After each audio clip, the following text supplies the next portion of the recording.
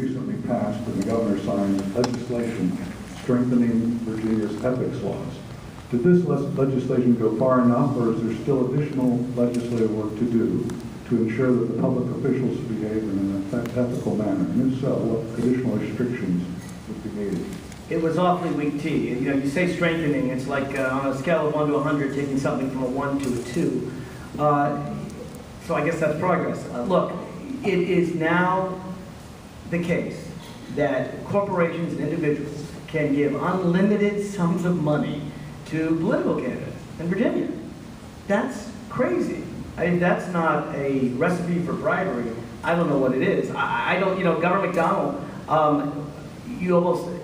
I have no sympathy for the governor, but when he says, you know, I thought it was legal, I guess there's some sympathy there because corruption in Virginia is pretty damn legal. Apparently didn't go as far as he went.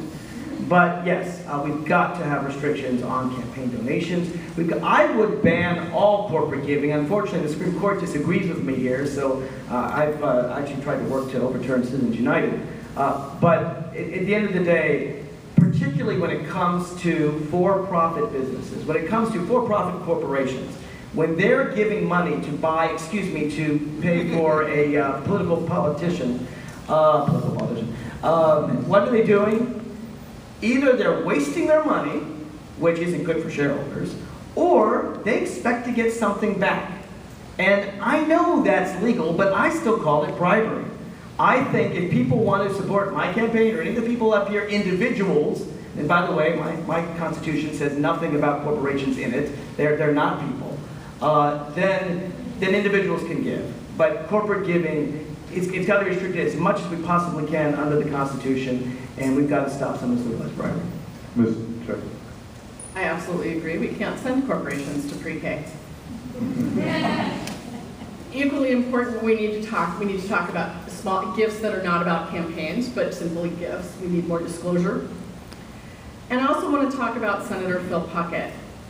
We've talked a lot about Medicaid expansion while we're sitting up here, and we actually managed to have the experience this year where a sitting senator was bribed with a job for himself and his daughter if he left before voting on Medicaid expansion. Henceforth, we didn't get it. That kind of patronage has to stop. We simply can't be in the business of paying each other or our family members off as members of the General Assembly. Mr. Thomas.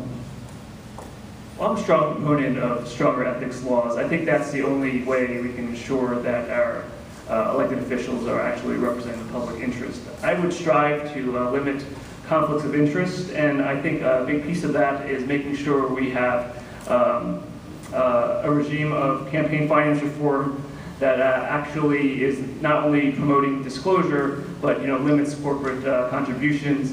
I've committed not to take any contributions from Dominion, which is a very influential utility in our state, because I understand that the number of members they actually contribute to probably sways their decision making on key legislative efforts. Mr. Parker. Bribery is a crime. It's a specific crime, and I don't think it's appropriate to accuse people of crimes for which they haven't been convicted. In fact, the problem is the opposite, that not enough in Virginia is a crime.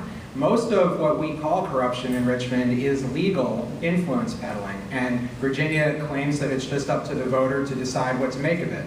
We can do a lot better to tighten those restrictions by flat out prohibiting some of what is commonly done now to grease the skids between lobbyists and members. The members themselves bear a lot of responsibility for this too, and I think we need to hold them accountable through elections and in between elections as well. But I also think that we create an environment that makes it extremely difficult for good people with normal jobs and normal incomes to serve in Richmond. And so when you pay somebody $17,640 a year and you expect them to take off for work for 2 months, and you make them drive sometimes 5 or 6 hours across the state to get to work, when somebody offers them a free dinner, it is very enticing. That doesn't make it right. It doesn't make it right for it to be a $300 dinner instead of a $5 dinner, because legislators have those choices between a little snack at a reception and a private dinner in a steakhouse. But we've created a system that makes it very difficult for good people to serve and to avoid those temptations. So I think we need to give some effort in that area as well. Mr. Altman. I agree with much that has been said up here already. And being an Eagle Scout, seeing what has happened down in Richmond is just appalling. There's no excuse for the kind of activities that have occurred in Richmond. And one of the things that I've been asked as I've knocked on people's doors is, why do I want to go to that cesspool that's Richmond? Well, you can't fix it if you're not in it. I think we have to go down and fix it. We have to make it clear exactly what we expect of our legislators. We have to make it exactly clear what we expect of our elected officials.